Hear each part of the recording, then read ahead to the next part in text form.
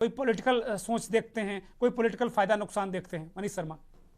नहीं नहीं, देखिए बीजेपी जो कर रही है वो अपने अपने वैचारिक जो लीडरान हैं आ, उनको वो स्थापित करने की कोशिश कर रही है।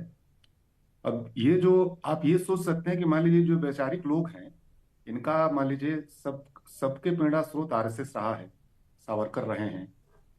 और आरएसएस जो है हिंदू राष्ट्र चाहता है, ये लोग भी हिंदू राष्ट्र ही चाहते थे।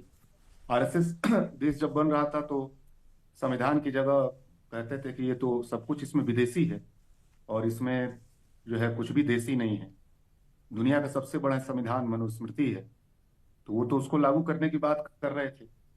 ये एकात्म मानववाद को दीनदयाल लेकर क्या है, जो जो संघवाद के खिलाफ है, संविधान के खिलाफ है। वो जो पूरा जो सिद्धांत है उनका, अगर उस पर अगर आप डिटेल में जाएंगे तो अटल जी के भी बारे में भी आपको जानना चाहिए कि जब वो उनकी पहली सरकार आई थी 2004 वाली, 2004 तक जो थी, वो पहली सरकार थी जिसने संविधान समीक्षा की बात की थी, कमेटी बैठा दिया था। आपको याद हो ना हो, लेकिन इस बात को समझा जाए कि अटल जी के एक व्यापकता लिए हुए भी एक खास दौर के आरएसएस बीजेपी के नेता थे, लेकिन कोई वैचारिकी के स्तर पे वो हिंदू राष्ट्र के खिलाफ कभी उन्होंने बोला हो, या संविधान को लेकर के बहुत वो सवाल न हो उनके, उन्होंने वही संविधान सभा का संविधान की समीक्षा की शुरुआत वहीं से होती है। तो और एक और बात देखिएगा कि ये जो विचार है, इस विचार का अपर हिस्से से जाति से भी गहरा रिश्ता है। इस बात को भी समझिए। उनके पास जितने वैचारिक नेतृत्व हैं जिनको बड़ा नेतृत्व ये कह सकते हैं, तो उसमें ब्राह्मण के अलावा कोई मिलेगा ही नहीं, स्वाभाविक बात है। आप आरएसएस के अभी तक कोई ब्राह्मण के अलावा कोई अध्यक्ष हुआ ही नहीं। मैंने आरएसएस का सरसंघ चालक एक बस केवल बीच में एक रज्जू भैया हुए होंगे, उसके ठाकुर समाज से थे, राजपूत समाज से थे। लेकिन ज्यादातर आप देखेंगे जो नेतृत्व है वो जो है ब्राह्मण, और वो भी चितपावन ब्राह्मण से। बीजेपी में भी जो इनके सबसे बड़े वैचारिक लीडरान हैं, ये तीनों हैं, इसमें कोई दो राय नहीं। और ये तीनों ब्राह्मण हैं। ये मैं इसलिए आपसे कह रहा हूं कि ये अगर वो अपना कोई वैचारिक नेतृत्व तो खोजे भी पिछड़े दलित समाज में से, तो वो तो उनके पास वैसे मिलेंगे नहीं उस लेवल का। तो एक अच्छी बात है कि उन्होंने अपनी एक स्पष्टता कर दी है कि उनके ये ज्यादा बेहतर है। विपक्ष को ये समझना चाहिए कि ये ज्यादा बेहतर है कि बीजेपी का क्या विचार है, किन वैचारिक रास्ते बीजेपी बढ़ना चाहती है। वो तीनों लीडरान ये प्रेरणा तो यही देते हैं कि भारत को हिंदू राष्ट्र बनाना है, संविधान की जगह मनुस्मृति को लाना है, फेडरलिज्म की जगह एक एक सत्ता एक जगह नियंत्रित करनी है। सामाजिक न्याय उनके एजेंडे से बाहर रहा है, कभी भी रहा है तीनों नेताओं के। तो उसने तो एक स्पष्टता दी है, और ये भी दी है कि हमारे ज्यादातर नेता ब्राह्मण हैं।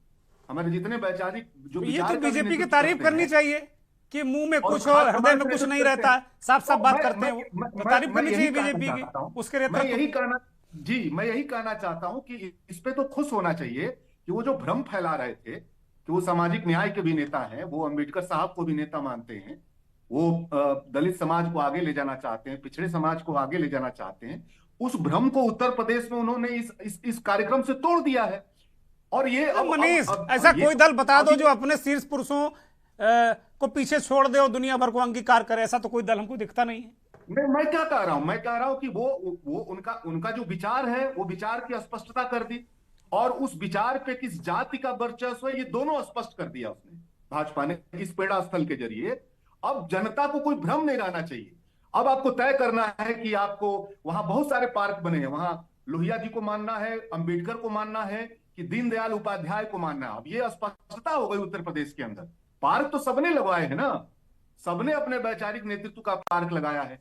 अब जनता के सामने स्पष्टता हो गई। मैं तो इसको और इस रूप में देखता हूं कि वो लोहिया को भी अपना नेता बताते थे, अंबेडकर को भी नेता बताते थे अपना, और सरदार पटेल को भी बताते थे। लेकिन जब मूर्ति लगाने की बात आई तो उन्होंने अपने वैचारिक नेतृत्व का, खास जातियों के वैचारिक नेतृत्व का मूर्ति लगा दी, और ये भ्रम उसने हटा दिया, वो छटा हटा दिया।